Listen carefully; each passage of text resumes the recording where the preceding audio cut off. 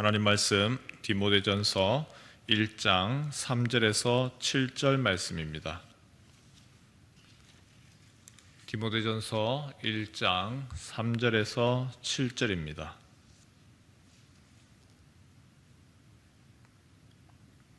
내가 마게도냐로 갈 때에 너를 권하여 에베소에 머물라 한 것은 어떤 사람들을 명하여 다른 교훈을 가르치지 말며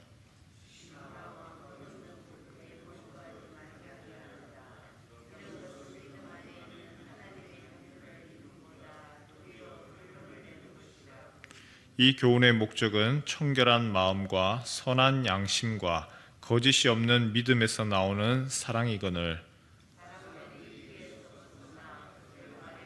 함께 읽습니다.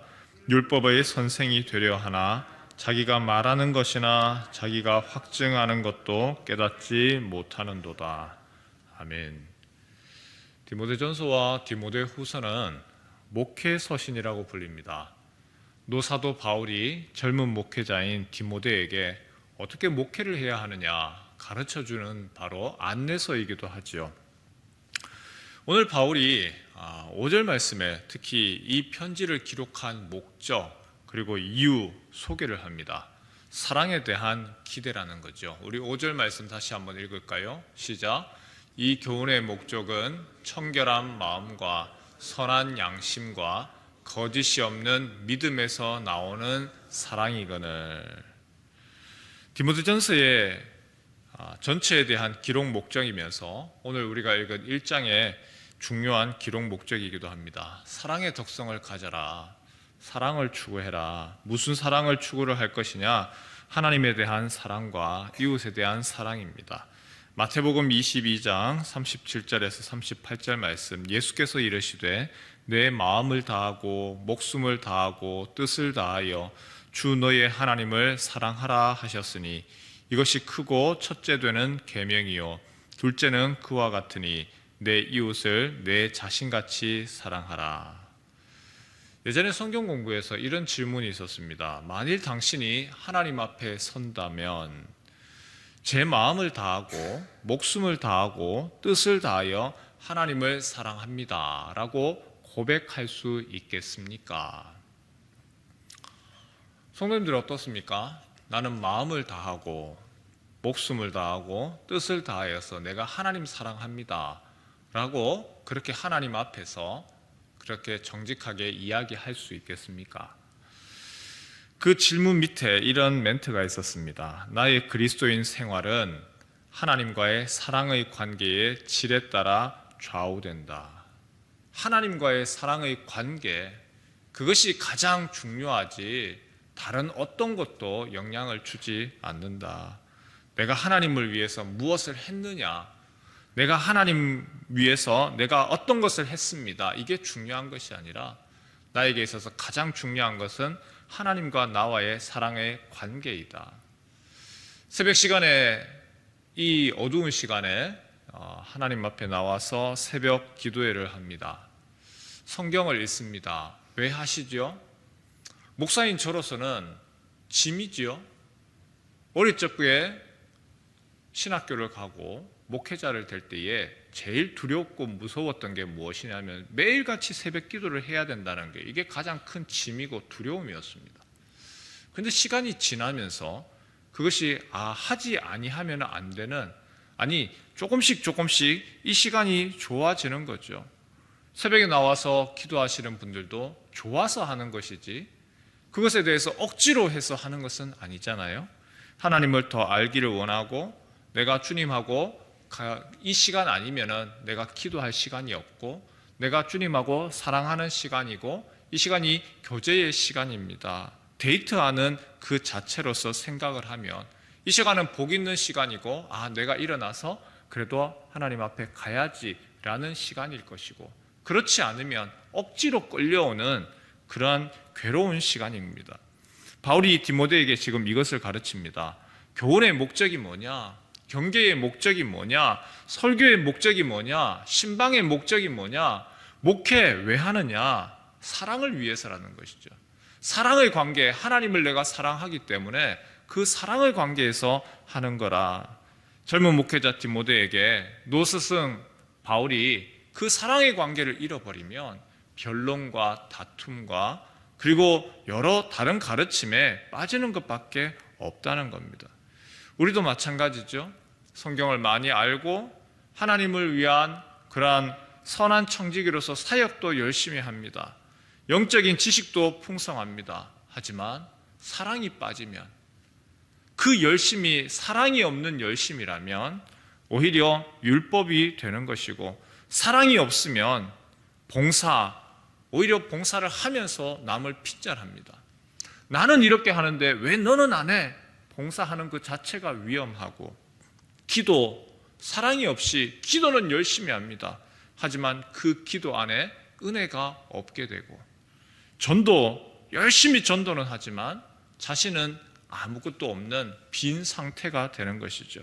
오히려 남아있는 것은 왜 너는 하지 않느냐, 짜증내고 사람들을 핀잔하고 무시하고 아프게 하는 말들밖에 없습니다. 6절 말씀에 바울이 이야기를 하죠. 사람들이 이에서 벗어나 헛된 말에 빠져 율법의 선생이 되려 하나 자기가 말하는 것이나 자기가 확증하는 것도 깨닫지 못하는도다. 사랑이 없으면 판단하는 사람 되기 쉽습니다. 사랑이 없으면 가르치는 사람 되기 쉽습니다. 한마디로 율법 선생이 되기 쉽지요. 자기는 다른 사람을 가르치지만 정작 자기 자신은 오히려 더 변화되지 아니하고 더 무섭게 변해져 갑니다. 특별히 우리가 기억해야 되는 거, 오늘 디모데전서 1장 5절 말씀입니다. 이 교훈의 목적은 청결한 마음과 선한 양심과 거짓이 없는 믿음에서 나오는 사랑이라. 사랑에 근거해서 가르치고, 사랑에 근거해서 하나님을 섬기고, 사랑에 근거해서 봉사하고, 사랑에 근거해서 섬겨야지. 그 사랑이 없으면 다른 모든 것들은 다 완벽하고 좋아도 사랑이 없으면 껍데기에 불과한 것이죠. 패스트푸드를 햄버거, 피자 이런 걸 너무 좋아하는 어떤 부인이 있었습니다. 근데 이 부인이 어느 정도로 좋아하느냐 하면 아침 식사 그것도 거르고 이 점심과 저녁 패스트푸드만 먹는 겁니다. 그렇게 계속해서 먹다 보니까 패스트푸드 먹으면서 탄산음료도 먹고 건강검진에서 좋지 않다, 위험하다 그러한 건강검진 결과를 받았습니다. 더 이상 단 거 먹어도 안 되고 인스턴트 음식도 끊고 채소, 과일 먹으십시오. 그렇게 의사가 처방을 내렸습니다. 그런데 그렇게 병원에서 추천한 음식, 건강한 음식을 이제 먹고 3주간 실천 계획을 세우는데 이게 쉽지가 않잖아요. 거기에 이미 인이 박혔고 이미 그렇게 습관이 된 사람입니다. 첫째 날은 정말 미쳐버릴 것 같았답니다. 그걸 먹고 싶어서 머릿속에서는 그 냉장고 안에 있는 자기가 좋아하는 음식들이 계속 왔다 갔다 거리고 초콜릿, 케이크, 프라이드 치킨 그런 것들을 너무 좋아하는데 그게 눈앞에 왔다 갔다 금단 현상 일어나는 것이죠. 근데 문제는 가족들이 도와주기는커녕 오히려 더 유혹을 합니다. 엄마 이번 한 번만 딱 눈 감고 먹어봐요. 이 피자 얼마나 맛있는지 모르는데 이거 한 조각만 먹어봐요. 엄마 지난번에도 다이어트 시작했다가 이틀도 못해서 포기했잖아요. 그냥 마음 편하게 먹어요. 근데 이 부인이 참 눈물 나는 그 유혹을 뿌리치고 하루를 지나고 일주일이 지나고 딱 일주일이 지나고 나니까 이게 약간의 변화가 오더라는 겁니다. 머릿속에서 그 음식에 대한 욕구도 줄어들고요.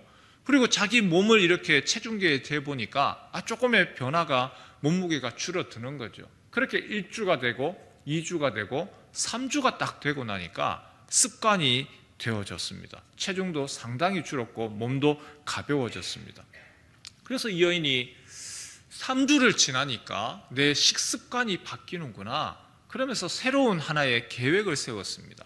내가 이러면 새로운 이것도 한번 해보면 좋지 않을까. 남편하고 사이가 좋지를 못합니다. 그래서 이번에 3주 동안 내가 남편하고 관계를 좋게 해봐야지. 그래서 세운 계획이 무엇이냐면 남편의 좋은 점, 좋은 점을 찾아서 이야기를 해보겠다. 3주 동안 내가 그렇게 한번 해보겠다. 근데 막상 시작을 해보니까 다이어트 하는 것보다 더 힘든 겁니다. 뭐 그렇게까지 밉게 보이는 남편이 뭐 좋아 보일 게 뭐가 있겠습니까? 그래서 첫날부터 남편의 좋은 모습을 아무리 찾으려고 해도 그게 안 보이는 거예요. 그러다가 겨우 하나 찾았습니다. 남편이 손기술이 좋습니다. 그래서 손재주가 너무 좋아서 형광등 스위치를 금방 고장난 걸 뚝딱 고칩니다. 그래서 그걸 이야기했습니다. 야, 당신은 정말 손재주가 좋다고. 이거 아무나 못하는데 당신 손재주로 인해서 그거 고쳤다고. 정말 대단하다고. 미소를 띠면서 약간 과장해서 이야기를 했습니다. 그런데 남편은 거기에 대해서 아무 반응이 없습니다. 그냥 슝. 둘째 날 또 칭찬을 하는데 그걸 또 칭찬을 찾는 것 자체 한 번 이야기를 했는데도 반응이 있으면 좋겠는데 반응이 없으니까 더 힘들죠. 그런데도 꾹 참고 또 칭찬을 하기 시작했습니다. 당신은 참 내 결점을 잘 참아주고 이야기도 안 하고 잔소리도 안 해서 그래서 당신이 참 대단하고 나는 참 복받은 여자 같다고. 근데 이번에는 남편이 쓱 보더니만 썩은 미소를 씩 짓는 겁니다. 기분이 더 야릇하고 좋기보다는 별로 좋지를 않죠. 그 다음 며칠 동안 그렇게 어렵게 마음에서 우러나서가 아니고 마음에도 없는 그 입에 발린 말을 하기 시작을 했습니다. 근데 희한하게도 입에 발린 말을 하는데도 점점 장점 찾아가는 게 늘어나더라는 거예요. 그리고 3주가 지났는데 남편의 장점 찾는 첫날만 하더라도 그렇게 힘들었는데 이제는 별로 그렇게 장점 찾는 게 어렵지가 않더랍니다. 그리고 남편 칭찬하는 것도 어색하지도 않고 남편도 칭찬하면 거기에 대해서 그냥 빙그레 웃으면서 받아주는 게 첫날하고 다르더래요. 다이어트를 하는 것도 힘듭니다. 그런데 식습관 바꾸는 것도 힘들고 우리의 습관 바꾸는 게 얼마나 힘듭니까? 하지만 그거보다 더 힘든 거, 우리가 가지고 있는 바라보는 이 시각을 교정하는 거, 이거는 더 힘들고 어렵습니다. 사랑을 추구하십시오. 그런데 이게 쉽습니까? 처음에는 다 어색합니다. 우리가 해오던 습관이 있고 방식이 있습니다. 눈에 보이는 잘못, 우리는 지적하는 게 더 쉽습니다. 마음에 안 들기 때문에 표독한 말로 한마디 뱉어내는 게 그게 더 편합니다.